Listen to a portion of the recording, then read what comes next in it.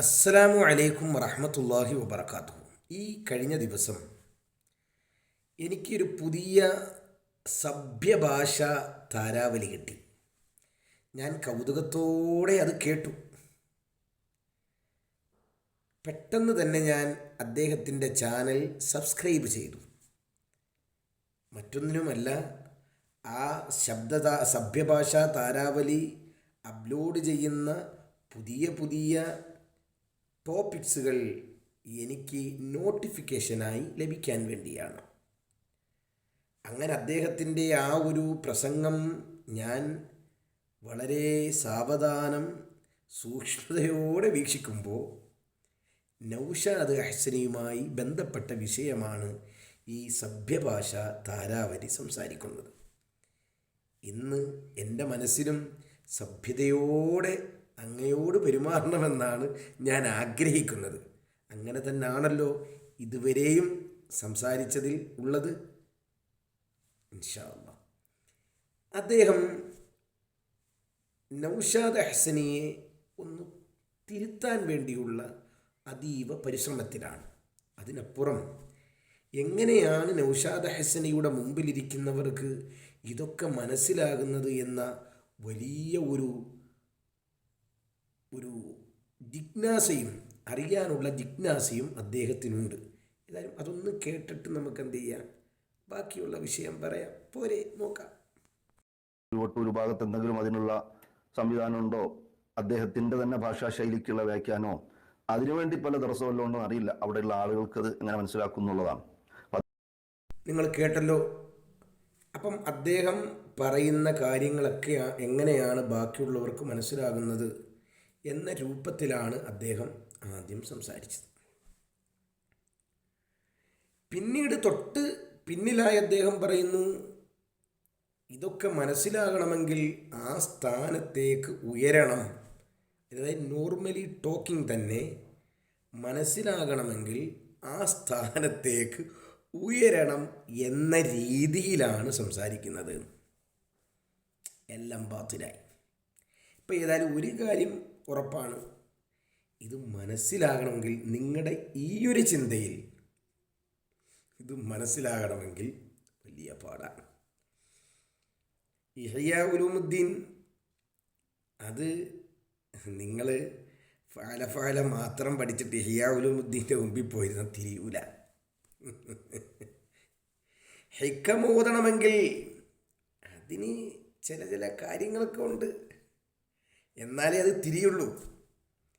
ബിരിയാണിക്ക് നിങ്ങൾ കഞ്ഞി വെക്കുന്ന പോലെ ബിരിയാണി വെച്ചാൽ ശരിയാവോ? അതിന് ചില എസൻസുകളുണ്ട്, അതിൻ്റെ വേവറിയണം. ഇതൊക്കെ അറിഞ്ഞെങ്കിലേ അത് തിരിയുള്ളൂ.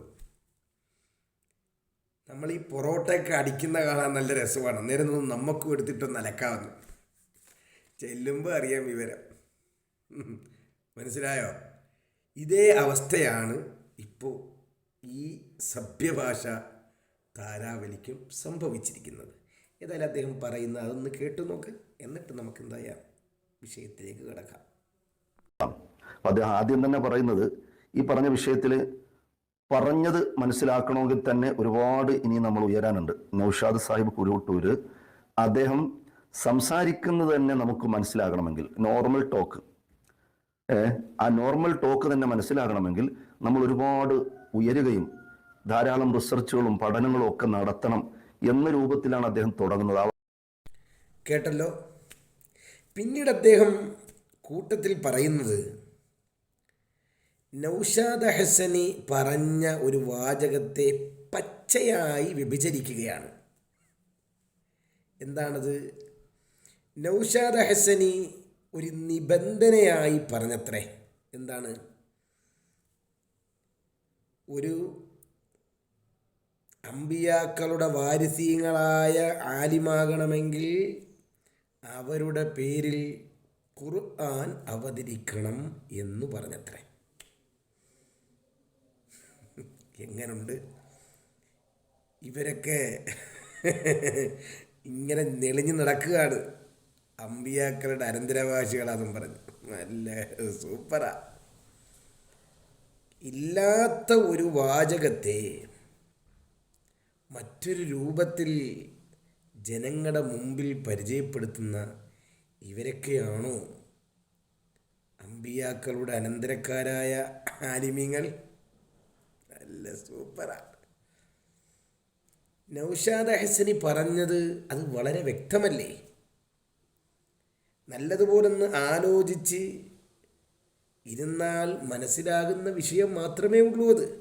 അതുകൊണ്ടാണ് അദ്ദേഹം പറഞ്ഞത് കിതാബുമൊക്കെ അവിടെ ഇരിക്കട്ടെ, ഖുർആനും കിതാബൊക്കെ അവിടെ ഇരിക്കട്ടെ, നമ്മുടെ നോർമലി ടോക്ക് അതുപോലും മനസ്സിലാക്കാനുള്ള കഴിവ് നിങ്ങൾക്കില്ല എന്ന് പറഞ്ഞത്. അതിന് ഉത്തമ ഉദാഹരണമാണ് അബ്ദുൽ വഹാബ് സാഹിബാകുന്ന താങ്കൾക്കത് മനസ്സിലായിട്ടില്ല. ഏതായാലും നൗഷാദ് ഹസനിയ പറയുന്നത് നിങ്ങളൊന്നും കൂടി ഒന്ന് കേൾക്കാം. ഓക്കെ, നമ്മൾ സാധാരണ ബലോട് പറയും നിങ്ങൾ വറസത്തുൽ അംബിയ എന്ന് വെറുതെ വിചാരിച്ച് നിൽക്കണ്ട, നിങ്ങളൊരു ചുക്കുമല്ല. വറസത്തുൽ അംബിയ എന്ന് പറഞ്ഞാൽ സുൽത്താനുൽ ഔലിയ, അതെല്ലാവർക്കും അംഗീകാരമാണ്. സുൽത്താനുൽ ഔലിയാണ് മുഹിയുദ്ദീൻ ഷെയ്ഖ് നിലയിൽ ആർക്കും തർക്കമില്ല. സുൽത്താനുൽ അംബിയയാണ് അള്ളാഹുവിൻ്റെ റസൂൽ സല്ലല്ലാഹു അലൈഹി വസല്ലം, തർക്കമില്ല. അതിൻ്റെ വാരിസായി വരണമെങ്കിൽ നിങ്ങളൊരു പേരിട്ടാൽ ആ പേര് എല്ലാവരും അംഗീകരിക്കണം. നിങ്ങളിട്ട പേര് നിങ്ങൾ തന്നെ അംഗീകരിക്കണില്ല. അപ്പൊ എന്ത് വിറാസത്താണുള്ളത്? അവരെ നമ്മൾ ചോദിച്ചു, ഔലിയാക്കളാണ് വാരിസീങ്ങൾ, കിതാബ് പഠിച്ചവർ അല്ല. ഹുമുൽ വാരിസൂൻ, അവരാണ് വാരിസീങ്ങൾ. അതിൻ്റെ ഒരു രേഖ കൂടി നമ്മൾ പറഞ്ഞു കൊടുത്തു. ഖുർആൻ സൂറത്തുകളെ പേരെടുത്ത് നോക്കുക, അതിൽ നിങ്ങളെ കാണാം അമ്പിയാക്കന്മാരെ പേരിൽ സൂറത്തുകൾ. സൂറത്ത് ഹൂദ്, സൂറത്തു ഇബ്രാഹിം, സൂറത്തു മുഹമ്മദ്, അല്ലെ? അതുപോലെ തന്നെ സൂറത്തു യാസീൻ അള്ളാന്റെ റസൂലിന്റെ പേരിലാണ്. ആ അമ്പിയാക്കളുടെ വാരിസീങ്ങളായ ഔലിയാക്കളെ പേരിലും സൂറത്തുണ്ട്. അതാണ് അസ്ഹാബുൽ കഹ്ഫ്, ഔലിയാക്കളാണവർ. അതുപോലെ തന്നെ അള്ളാഹുവിന്റെ റസൂലിന്റെ മുൻകാലത്തെ ഉമ്മത്തിൽ വലിയായി ജീവിച്ച ആളാണ് ലുഖ്മാനുൽ ഹക്കീം. സൂറത്തു ലുഖ്മാൻ, സൂറത്തു മറിയം. അള്ളാഹിന്റെ റസൂല്, ആ റസൂലിന്റെ അല്ലെങ്കിൽ അമ്പിയാക്കളുടെ അനന്തരക്കാർ, ആ വഴിയിലുള്ള ഔലിയാക്കൾ, അവരെ പേരിലൊക്കെ സൂറത്തുണ്ട്. നിങ്ങൾ ഈ പറഞ്ഞ കിതാബ് ഓതി പഠിച്ച ഏതെങ്കിലും ഒരാളാണ് വാരിസിയെങ്കിൽ എന്താ അമ്പിയാക്കളുടെ വാരിസ്യങ്ങളായ ഔലിയാക്കളുടെ പേരിലൊക്കെ സൂറത്ത് വന്നപ്പോ നിങ്ങൾ ഈ പറഞ്ഞ മൊയ്ലിയാമാരുടെ പേരിൽ എന്താ ഒരു സൂറത്തും കാണാത്തത്? നിങ്ങൾ കേട്ടല്ലോ, അദ്ദേഹം പറഞ്ഞത് വളരെ വ്യക്തമാണ്. ആർക്കാ ഇപ്പോൾ തിരിയാത്തത്? അദ്ദേഹം പറഞ്ഞത് കിതാബിയായ ഒരു ചർച്ചയല്ല. അദ്ദേഹം പറഞ്ഞത് വിശുദ്ധ ഖുർആൻ നോക്കിയാൽ അതിൽ പ്രവാചകന്മാരുടെ പേരിലുള്ള ഖുർആനുണ്ട്, സൂറത്തുകളുണ്ട്. അതുപോലെ ഔലിയാക്കളുടെ പേരിലുള്ള സൂറത്തുണ്ട്. റസൂലുള്ളാഹിൻ്റെ പേരിലുള്ള ഖുർആൻ സൂറത്തുണ്ട്, ഇബ്രാഹിം നബിയുടെ പേരിലുള്ളതായ സൂറത്തുണ്ട്. അതുപോലെ ഹൂദ് നബിയുടെ അലൈഹിസ്സലാത്തു വസ്സലാമിൻ്റെ പേരിലുള്ള സൂറത്തുണ്ട്.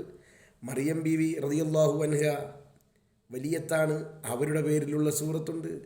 ലുഖ്മാനുൽ ഹക്കീം റളിയല്ലാഹു അൻഹുവിൻ്റെ പേരിലുള്ള സൂറത്തുണ്ട്. അങ്ങനെ അമ്പിയാക്കളുടെയും ഔലിയാക്കളുടെയും പേരിൽ സൂറത്തുണ്ട്. എന്നാൽ ആ കാലത്തും ഈ തസൗഫിനെയൊക്കെ എതിർത്ത് നിൽക്കുന്ന അഹ്ലി കിതാബായിട്ടുള്ള ആലിമീങ്ങളുണ്ടല്ലോ, എന്തേ അവരുടെ പേരിലൊരു സൂറത്ത് അവതരിക്കാഞ്ഞത് എന്നാണ് അദ്ദേഹം കിതാബി അല്ലാത്ത സാധാരണ ഒരു നോർമലി ടോക്ക് അത് പറഞ്ഞത്. അതാണിപ്പോൾ ഇദ്ദേഹം എന്തായി വ്യാഖ്യാനിച്ചത്? ഉലമാഉൽ വാരിസീൻ, അവരാകണമെങ്കിൽ വാരിസീങ്ങളായ ഉലമാക്കൾ ആകണമെങ്കിൽ അവരുടെ പേരിൽ ഖുർആൻ അവതരിക്കണം എന്ന ഇവരുടെ സ്ഥിരം തട്ടിപ്പുകളുടെ രൂപം ഇവിടെയും ആവർത്തിച്ചത്. പറയാത്തത് പറയുക. മനസ്സിലായോ? അപ്പോൾ ഇങ്ങനെ പച്ചയായ വ്യഭിചാരങ്ങളാണ് ഇവർ വ്യാഖ്യാനങ്ങളിൽ നടത്തിക്കൊണ്ടിരിക്കുന്നത്. ഏതായാലും നമ്മുടെ സഭ്യഭാഷാ താരാവലി ആ പറയുന്നതും കൂടി നിങ്ങളൊന്ന് കേട്ടെ ഇൻഷാ അല്ലാഹ്. ആരെ അംഗീകരിക്കണമെങ്കിൽ, വാരിസ്യങ്ങളായി അംഗീകരിക്കണമെങ്കിൽ ഉലമാക്കൾ പ്രവാചകരുടെ അനന്തരക്കാരാണ് എന്ന് ഹബീബായി നബി സല്ലല്ലാഹു അലൈഹി വസല്ലം തങ്ങൾ പറഞ്ഞു വെച്ചിട്ടുണ്ട്. അങ്ങനെ വാരിസായിട്ട് അംഗീകരിക്കണമെങ്കിൽ ഉലമാക്കളുടെ പേരിലുള്ള ഖുർആൻ വേണം എന്നങ്ങ് പറഞ്ഞു പോയതാണ്. വാസ്തവത്തിൽ അത് പറയാനുള്ളൊരു സാഹചര്യമുണ്ട്. അദ്ദേഹം പിന്നെ ഇദ്ദേഹം നമ്മുടെ സഭ്യ ഭാഷാ താരാവലി അദ്ദേഹം പറയുന്ന ഒരു ആരോപണം നൗഷാദ് ഹസൈക്ക്, അദ്ദേഹം സാഹിബ് എന്നാണ് സഭ്യഭാഷയായി പറയുന്നത്, ആയിക്കോട്ടെ. അപ്പോൾ നമ്മുടെ നൗഷാദ് ഹസനി ഉസ്താദ് അദ്ദേഹം ഖുർആനാണോ പറയുന്നത്, ഹദീസാണോ പറയുന്നത്, എന്താണ് അദ്ദേഹം പറയുന്നത് എന്ന് അദ്ദേഹത്തിന് തന്നെ അറിയില്ല. അദ്ദേഹം ആദ്യം പറഞ്ഞ ഇദ്ദേഹത്തിന് തിരിയുന്നില്ല, അവിടെ ഇരിക്കുന്നവർക്കൊക്കെ തിരിയുന്നുണ്ട് എന്നാണ് അപ്പോൾ ആദ്യം പറഞ്ഞത്. ഇപ്പോൾ പറഞ്ഞ് എങ്ങോട്ടായി, നൗഷാദ് ഹസനിക്ക് തന്നെ എന്താ പറയുന്നത് എന്ന് തിരിയുന്നില്ല എന്നാണ് സഭ്യഭാഷാ താരാവലി പറയുന്നത്. എന്നിട്ട് അദ്ദേഹം ഒരു നൗഷാദ് ഹസനിയുടെ ഒരു ക്ലിപ്പ് കാണിക്കുന്നുണ്ട്. എന്താ ഇപ്പം ആ ക്ലിപ്പിലുള്ളത്? അദ്ദേഹം വിറാസത്തിൻ്റെ ഒരു തെളിവായൊരു നോർമൽ ടോക്ക് അത് പറയുമ്പോൾ അദ്ദേഹം അഹ്ലി കിതാബിൽ ഇതേപോലുള്ള മൂലാക്കന്മാരന്നും ഉണ്ടല്ലോ, കിതാബ് ഓതി പഠിച്ച്. അപ്പോൾ അവിടെ എന്ത് ചെയ്യുന്നു, ഒരു നാവൊന്ന് ചെറുതായിട്ട് പിടയ്ക്കുന്നുണ്ട്. അത് വലിയ ഹൈലൈറ്റായി കാണിച്ചിട്ട് കണ്ട എങ്ങനെയുണ്ട്. നിങ്ങൾക്ക് ഇതൊക്കെ നിർത്തി എന്തെങ്കിലും പണിക്ക് പോയിക്കൂടെ സാഹിബേ? അതല്ലെങ്കിൽ നിങ്ങളിപ്പോൾ നടത്തിക്കൊണ്ടിരിക്കുന്ന ഈ പ്രഭാഷണം തന്നെ പോരെ? എന്തിനാണ് എടുക്കാൻ കഴിയാത്ത സാധനങ്ങളൊക്കെ നിങ്ങൾ എടുക്കാൻ വരുന്നത്?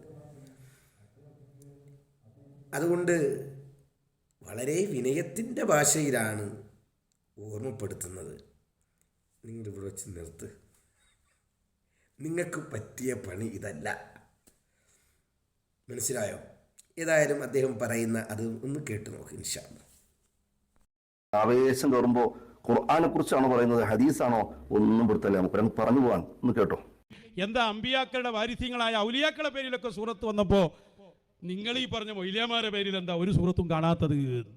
അമ്പിയാക്കന്മാരുടെ വാരിസ്യങ്ങളായ ഉലമാഇന്റെ പേരിൽ എന്തുകൊണ്ടാണ് അധ്യായം ഇല്ലാത്തത്? അഹ്ലി കിതാബ് ഒരു മൊയ്ലിയാരാണല്ലോ. അഹ്ലിത്താബിൽ മുയിലാക്ക മനസ്സിലായില്ലേ? അപ്പൊ ഇത് സംഭവിക്കാൻ ശ്രദ്ധിക്കാൻ പോയാൽ മതി, നമ്മൾ അയാളുടെ പുറകിലൊന്നും കൂടാൻ പോകുന്നില്ലല്ലോ. എന്താണ് ആ പറഞ്ഞതെന്ന് അദ്ദേഹത്തിനും അറിയില്ല, മുമ്പിലുള്ളവർക്ക് അറിയില്ല. ഏകദേശം കാര്യങ്ങളൊക്കെ നിങ്ങൾക്ക് മനസ്സിലായി എന്ന് ഞാൻ കരുതുന്നു. പ്രത്യേകിച്ച് നമ്മുടെ സഭ്യതാരാവലി, ഭാഷാ താരാവലി നമ്മുടെ അബ്ദുൽ വഹാബ് സാഹിബിന്.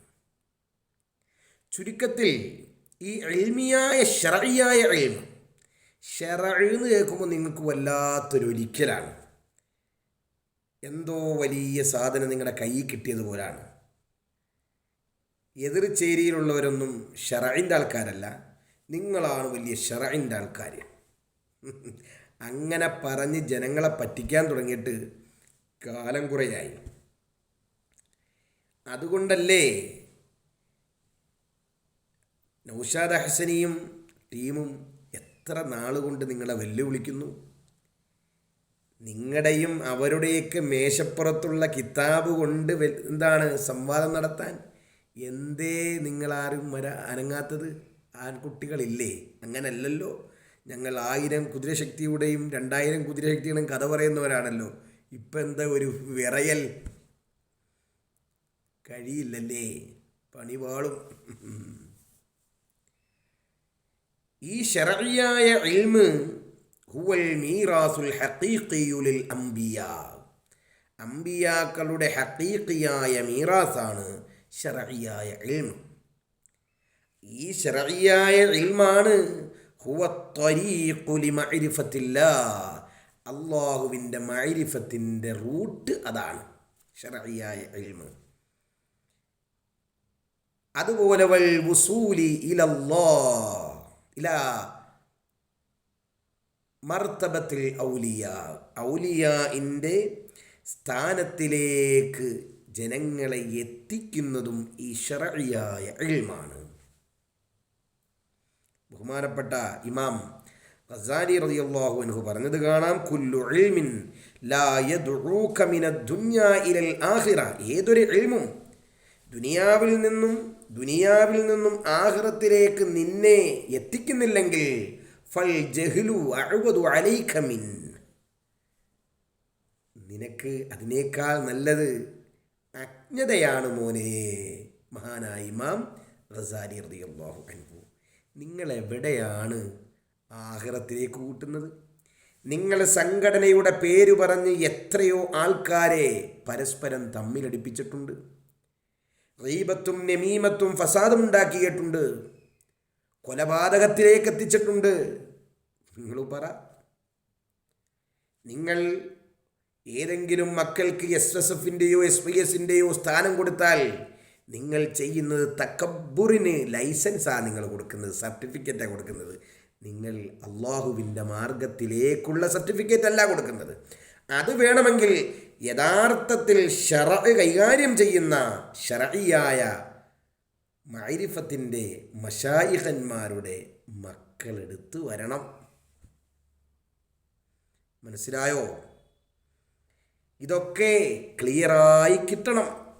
അതിന് ആദ്യം വേണ്ടത് നമ്മുടെ ഹൃദയം ശരിയാകണം. മഹാനായ ഇമാം ഗസാലി റളിയല്ലാഹു അൻഹു ഹൃദയത്തെ ഒരു കണ്ണാടി പോലെ ഉപമിച്ചത് കാണാം. മഹാനായ ഇമാം ഗസാലി റളിയല്ലാഹു അൻഹു യുശബ്ബിഹുൽ ഗസാലി റളിയല്ലാഹു അൻഹു അൽ ഖൽബ ബിൽ മിർആത്ത്, ഹൃദയത്തെ കണ്ണാടിയോട് ഉപമിച്ചു. ഈ കണ്ണാടി അല്ലത്തി തഹ്താജു ലിതസ്ഫിയത്തിൻ മിന ശവാഇബ്, കണ്ണാടിക്ക് നമ്മൾ ആവശ്യം വരുന്നത് എങ്ങനെയാണ്? ആ കണ്ണാടി നോക്കാനും നമ്മുടെ പ്രതിബിംബം കാണാനും എന്തെങ്കിലും മോശത്തരങ്ങളൊക്കെ എന്താണ് ഒഴിവാക്കാനൊക്കെയാണ്. അപ്പോൾ കണ്ണാടി എന്താകണം? തെളിഞ്ഞതാകണം. എല്ലാ അഴുക്കുകളിൽ നിന്നും ന്യൂനതകളിൽ നിന്നും തെളിഞ്ഞതാകണം. ഉലമാക്കൾ അവർ ഈ ദീനിൻ്റെ അല്ലെങ്കിൽ ജനങ്ങളുടെ കണ്ണാടിയാണ്. ഉലമാക്കൾക്ക് എന്തു വേണം? അവർക്കൊരു തെളിവ് വേണം. ഇവരുടെ ഹൃദയമാകുന്ന കണ്ണാടി അത് ക്ലിയറാക്കാൻ ഉലമാക്കൾക്കൊരു തെളിവ് വേണം. അവർ ആരായിരിക്കണം? അള്ളാഹുവിലേക്ക് എത്തിയവരാകണം. അപ്പം അള്ളാഹുവിലേക്ക് എത്താനുള്ള ആദ്യ പടി ഫൽ വുസൂലു ഇലല്ലാഹി യുബ്ദഉ മിനൽ ഖൽബ് വഹാദാ ഹുവ ജൗഹറുൽ വിലായ, കൽബിൻ്റെ വെളിച്ചമാണ്, തെളിച്ചമാണ് അതിൻ്റെ ആദ്യ പടി. അതുകൊണ്ട് കൽബ് നന്നാകുന്ന പ്രവർത്തനങ്ങളിലേക്ക് മനുഷ്യനെത്തണം. ഇതിന് നിങ്ങൾ ഈ സംഘടനാ സിന്ദാബാദൊന്നും വിളിച്ചു കിടന്നിട്ട് കാര്യമില്ല. അതിന് നിങ്ങൾ ഈ തർക്കശാസ്ത്രവും അതുപോലെ മശായിഖന്മാരെ എതിർത്ത് നടന്നാലൊന്നും ലഭിക്കുകയില്ല. അത് വേണമെങ്കിൽ മശായിഖന്മാരെ പിടിക്കണം. അല്ലെങ്കിൽ എന്താകും? പണ്ട് കിതാബ് ഉദ്ധരിച്ച് നിന്ദിച്ചവരെയൊക്കെ ഇപ്പം സ്വീകരിക്കേണ്ടി വരും. അതുകൊണ്ടാണ് നിങ്ങളുടെ ആലയത്തിൽ ഇപ്പോൾ ഇബ്നു തൈമിയ പ്രേമികളെല്ലാം വന്നു തുടങ്ങുന്നത്. അതുകൊണ്ട് നല്ലതുപോലെ ചിന്തിച്ച് സുന്നത്ത് ജമാഅത്തിന് എതിരിൽ ആര് വന്നാലും നഖശിഖാന്തം എതിർക്കും.